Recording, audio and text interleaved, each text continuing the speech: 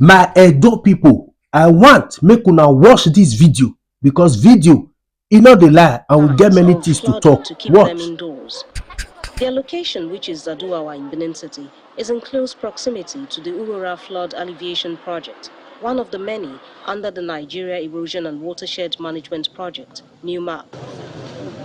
The timing is apt as the Edo State Governor, Mr. Godwin Obaseki, in the company of NEWMAP officials, visits the area to see for himself the impact of the flood project. The connection from here now. So what is the speed? Once this one filled up, so that's going into the middle. The elderly ones in the community seem not to be too content. They raise suggestions on how to achieve even better results. Like Oliver Twist will always ask for more. We are still soliciting if at the end of the day all these things are put in place. If we can have these street lights in the area where this construction parks, would still be of benefit to the community. Mr. Obaseki gives the project a pass mark. If you just think about it, they are safer today than they were a few years ago because they did not know the extent of flooding that will occur. Today, no matter the flooding, most of that water will be drained out into the river. The little challenge they have here will be taken care of. It's either embarking the drainage path and also dredging the river so that there will be better flow of the water. The next stop is the Ugiso project site off 3rd East Circular Road. The project is also on course. Governor Obaseki believes that the flood alleviation project will take priority in the state's expenditure. This is quite expensive, as you can see, and it's not a fancy project. Nobody will, understand and know how much you are standing on, how much concrete is on the ground. But we need to do this. We need to invest in the environment so that we can protect people's properties and livelihoods. For the Edo State government, taking proactive steps will ensure that the issue of erosion will have minimum impact on the people and the economy. The video you just watched is the video of Godwin Enoregase Obaseki when he was the governor of Edo State. And this particular video was during the ending of his tenure on foreseeing the challenge that Edo State will have concerning the climate change.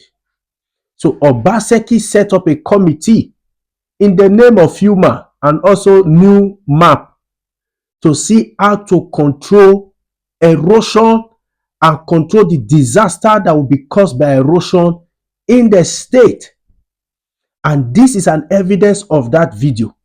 But this other video you are just still seeing on my screen playing now is the current state of Edo State at the moment under the administration of Okpebholo as governor of Edo State.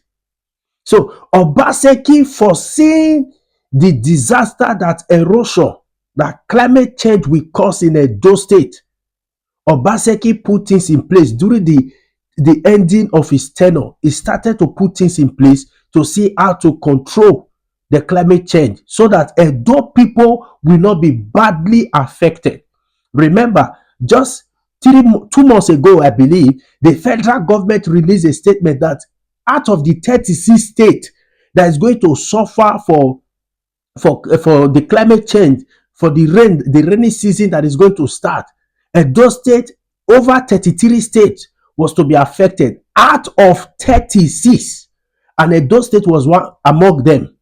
So the purpose for this video, Obaseki is one governor that was never selfish.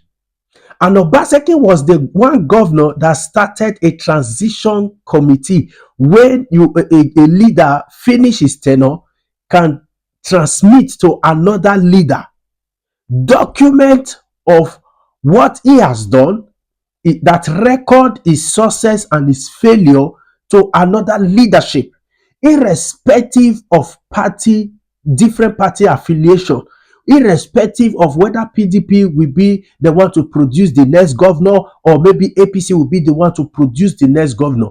So Obaseki started that transition committee where you document your success in an administration and you pass it to another.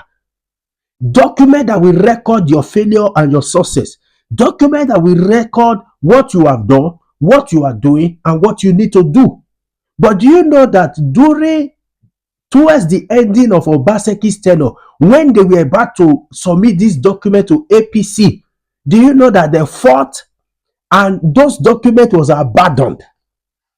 Those documents was abandoned. They never took those documents to study the document, to know what the government that they are about to take over, what they have done, what they are doing, and what they want to also do in order to do what we call continuity in governance. And because of the failure to do that, to engage with free mind in the transition committee, that is the reason you are seeing the insecurity we are seeing in the state. And even the same climate change that is affecting us badly that you are seeing on my screen right now, that is the reason for that. Because which they sat down to take those documents from the PDP, study it, I believe they would have known how Obaseki controlled the insecurity that was in his tenure. Or do you think this Fulani herdsmen that Edo people are suffering right now was not in Obaseki's tenure? It was in Obaseki's tenure. But there was a security architectures that they put in place in order to control it, to push these Fulani herdsmen, push them back. But Okpebholo refused to follow the transition committee to know the success they recorded in insecurity. And because of that, since the insertion of Okpebholo as governor of Edo State, you can tell in fact, you yourself, you know the number of insecurity we have recorded. And also, due to his failure to attend or sit down and take those documents of transition, you can also see the effect of climate change in Edo State. You can also see what Edo people are passing through. You can see what they are passing through in terms of flood, erosion, and gully. You can see what they are passing through.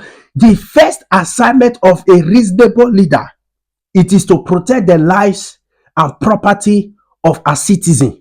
But look at what Edo people are currently facing from the hand of APC administration, because they fail to take over the transition document from a government that just finished, that have recorded successes in areas and also failures.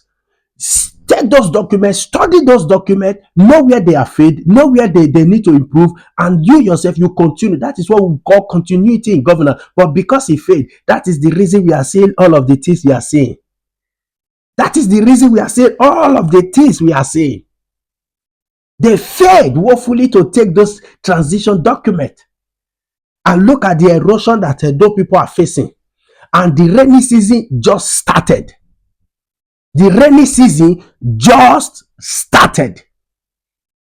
So you can see the difference between Obaseki and this man. Do you think maybe it's just to do road? It's just to do road, federal roads. Just to do federal road. We are talking about erosion that is practically taking people's houses. We are talking about flood that is practically making landlord to be looking for home, where to stay, making landlord to run etasketa, chasing people out of their home, because some persons fail to sit down and take the transition document, study it, and know what previous administration has done, what they have recorded, their failure, their success, and what they need to improve on. And they want to do it out of their head. And we know that is this is the result of the failure to sit down at the transition committee and take over those documents and study it. That is what we are facing right now. Thank you.